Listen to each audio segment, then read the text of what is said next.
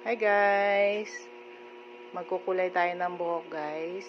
Kulayan natin si nanay ng buhok. Naasar na yan sa akin dahil ang tagal-tagal ko daw siyang kulayan ng buhok. Pero ayan na at nagkaroon na tayo ng oras. Ang ginamit ko dyan ay yung herbal shampoo natin na naka-buy one take one. Yan lagi ang ginagamit ko sa buhok niya at matagal naman, hindi naman siya talagang bumabalik.